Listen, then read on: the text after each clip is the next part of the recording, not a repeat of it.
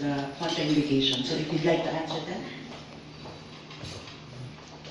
Ouch.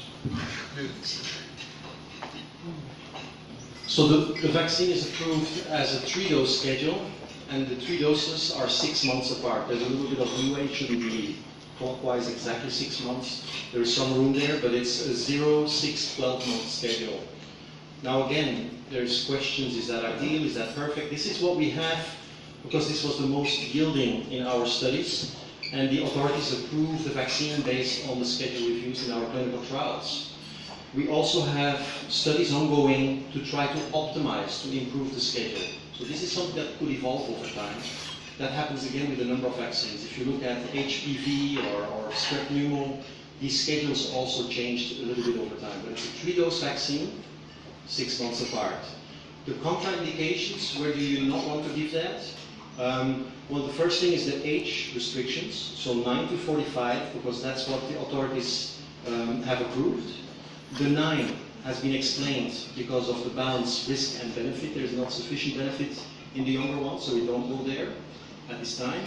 The older ones, why 45? Well, there's not so much disease anymore. If you live up to age 45 in the Philippines, and of course we all hope we do, then the chances that you have never been exposed to dengue is not that high. Most of the people have had it a couple of times, and you wouldn't be in exactly the same risk group anymore. That may be different in other countries. If you look at Taiwan, Singapore, they have a lot more dengue in elderly, and they have fatalities to a great degree as well.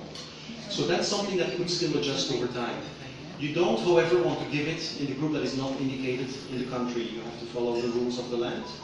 You also typically don't want to give that to people who are pregnant, so pregnant women, breastfeeding women. You do not give live vaccines. That is a general recommendation for all. You don't give it to immunocompromised people, organ transplant, cancer patients, advanced HIV patients. You would not use this vaccine. In controlled HIV, we don't have data yet. There is an HIV study planned in Latin America. We don't have the data today yet, so it's a blanket type of non-use there. Then there are some rare things like thymoma, the cancer of the thymus. You would not use a vaccine in those settings because there's a yellow fever backbone, part of the genome there, and actually it's a formal contraindication for yellow fever vaccine. This is not a yellow fever vaccine at all, but because of the historical link, it was prudent to keep that included. These are rare things. The common things are immunocompromised state and pregnancies. The contraindications are actually not, from my perspective, not that many compared to some other products again. Anyone who gets vaccinated, whether in a private setting or in a public setting, needs a minimal screening. If you have a child going to school and there's a public program ongoing, the doctors or nurses vaccinating that child should know about the HIV status, if that's a known medical fact, should know if that child has had cancer or is under treatment. But these are relatively rare things.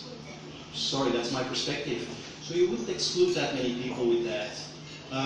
I feel that this program is very amenable to public programs. The benefit, however, is very important. If you use it for the right age group, the impact it can have on society, if you vaccinate sustained and enough cohorts, is quite substantial. Of course, it's something we would like to improve over time, but there's enough burden of disease in the Philippines. There's so much dengue, so many kids get hospitalized, that this intervention is an additional tool to try to cut down on that.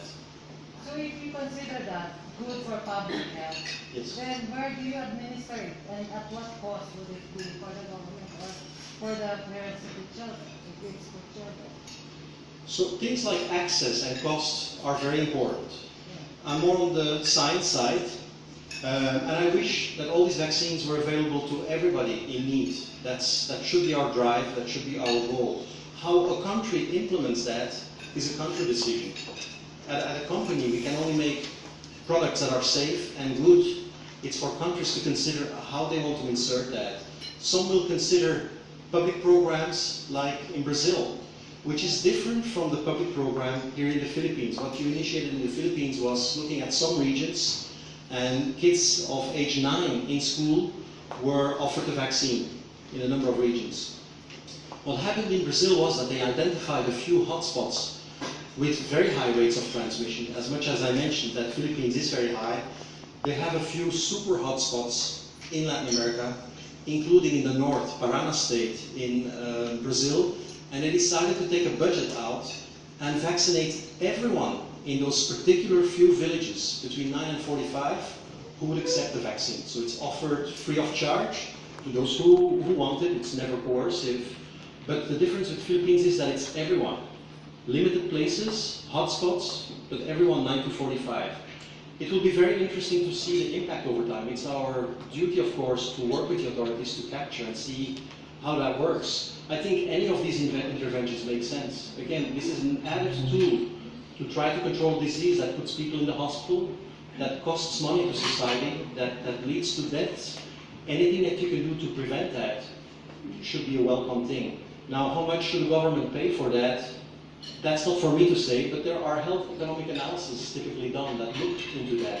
How much does it cost to society to get ill? And society is already paying for that, whether it's an individual or through insurances, the broader society, and how much does the vaccination or intervention cost? So that balance is different by country, but those things are done in a technical manner, basically. But Rubai may have a lot more on that for the Philippines specifically. Yeah, just to add to that, the government or the Department of Health actually implemented a school-based immunization program, and we think that it is really the ideal setting considering the age group that they are targeting because they are in school. So this target of a school-based program will actually increase the coverage rates or the access of the kids to vaccination. With regards to the price, I think you will find that there are several independent cost-effectiveness analyses that have been done that shows that the price that the DOH has is within the cost-effective range, which means that the intervention is actually a good one. Is it cost per shot or for the free dosage? I'm aware that the government actually mentioned a price, and this is a price per dose. But please bear in mind that our company, yes, it's a price per dose, but our company policy is to work with governments so that we can actually determine the maximal impact depending on the strategy that the government wants to implement.